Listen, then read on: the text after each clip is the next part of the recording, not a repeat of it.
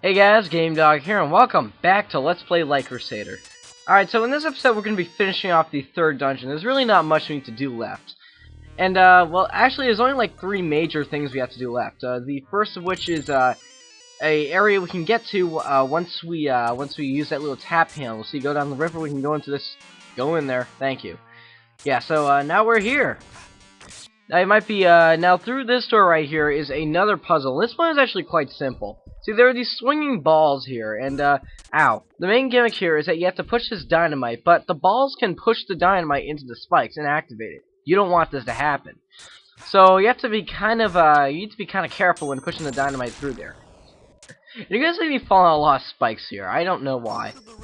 And we have another one of these Simon Says puzzles. Now, I figured now would be a kind of a cool,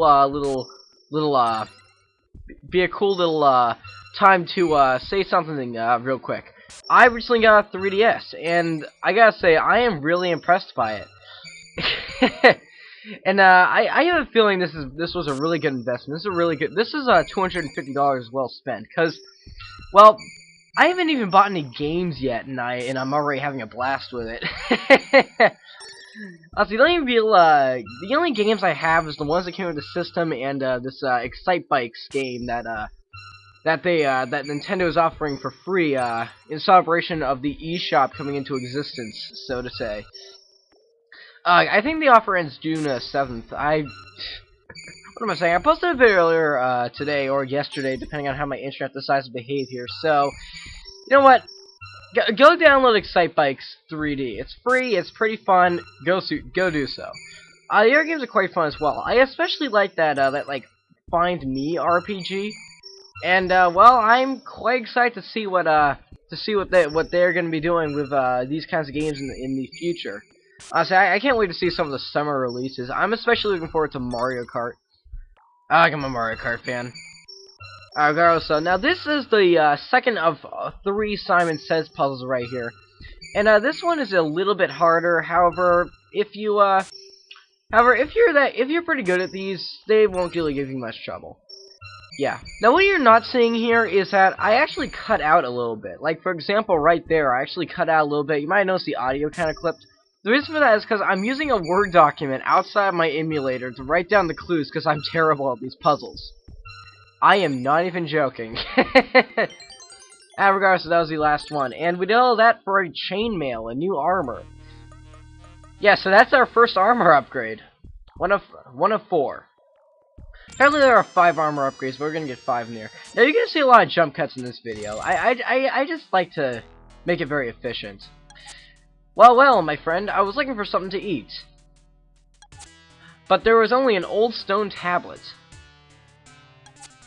The ancient manuscript Roke was looking for. The princess in the castle may be able to read it. She's studying ancient script. And now we have the stone tablet. And that guy actually told us where we gotta go next. Where we gotta go is we have to go to the princess on the castle floor. Now as I had to jump cut back to the city here, the Orc Village. Now these are 2 rooms I actually didn't show off. I figured them out, so right here. That one there, well, these rooms really aren't that special. I think he says, that dude right there says something like, you can't have my meat, or something like that, like. So there we go. Alright, now through this door, okay, a lot of you are probably curious about what's in this direction. It's this, another one of those spinning things. Now, what you gotta do here is you gotta push the dynamite onto the spinny thing. And, what the heck? Okay, it got stuck there, and it seriously never does that for me. And then, hit the dynamite to open the door. It's that simple. And boom! Yeah! Okay. And now you're gonna want to put on the orc costume. For some odd reason, these stupid enemies here, these guys obviously aren't good guards. It's like they see you put the costume on, and then they go, you smell like a human, and open the door for you anyway. This room isn't that special, but it does have some we kind of want, the maximum life. And here we have oranges and tomatoes in these. Why not? I'll always take a healing item. You never know when you might need them. Now this guy on the far right here will open this door for you if you talk to him when you're in orc costume form. Lord Bloodbroke is looking for a very old stone tablet. He's talking of swapping it for this room full of food. I like to imagine that guy there is like the king or something. I don't know. That guy is never explained, by the way. I really wish, honestly, that guy just looks cool. Alright, let's go to the castle. Oh, and also, another fun fact, I actually think it's one of the only guys, one of the only orcs who will still talk to you when you're a human. Just saying. Okay, so, oh yeah, little fun fact too, if you actually talk to some of the NPCs when in orc form, they'll all go like, ah, it's an orc, call the guards, or something like that. It's kind of amusing. Okay, so she's gonna read the tablet to us. A darkness in the heart of man which summons an evil demon. One of these demons tried to transform the land into hell and bring death to everything around. However, there appeared the brave King Garriott. With the power of 8 wizards, he sealed the evil demon. The main part of the demon's power was divided into 4 orbs and sealed in the labyrinth. Those orbs seem familiar. Provided the demon does not have its life force restored, it will never be revitalized. In the event of an emergency, Light Crusader, which defeat the evil demon, is concealed within this labyrinth. Never forget the name, King Garriott. So it's the orbs. What would become of this world if the evil demon was revitalized? So those orbs we got. So those orbs we got before. What am I trying to say? Those orbs we got before might be the key to summoning the evil demon. And now remember the name Garriott? Well, she told us not to forget, and this is why, because you need it to open this gate. Here it says Iron Gate in the floor, but if you jump on the letters that spell out King Garriott, well, not King Garriott, if you jump on the letters that spell out Garriott, you open the door opens for you. Alright, now here we have a 2-way passage, which both lead to the same area. I'm going to be showing off both of these. Now, first I'm going to take the left path, and honestly the path I recommend you take. Because the right path is very brutal. Well, it's not really brutal, it's just hard to solve one certain puzzle on the way there. Yeah, so first we have those spinning balls, and those little fire spout things. Now we have more of these weird things. And now this is probably the hardest part of this route right here. This puzzle right here. What you gotta do is you gotta hit this diamond thing so it's pointing towards the door, and then simply push it over the door so it opens it. Now here to try to show off this little trick in which if you push it onto the spikes, it keeps getting activated and just like goes in a whole like circle around. Like do it. That little diamond laser thing. Yeah, it looks cool. Just saying. I know. And from here on out, it's mostly just get to it, cause get to the area we gotta go, cause well, there's like 4 enemies between that last room and this room we're in right here. Honestly, I recommend you take the left path. Okay. Yeah, so now we're in this room. This is where the 2 paths meet up. And now I'm going to jump cut the way back to the 3rd floor, and I'm going to show off the right path this time. And now, this puzzle alone, this one you're about to see, is the reason why I recommend you take the left path. Basically, what you gotta do is you gotta have perfect timing and push the dynamite so it hits these things right in smoothing platforms.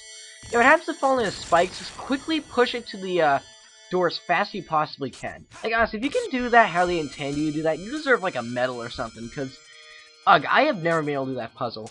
And this one right here, you have to push this block, and the second it hits the switch, run through.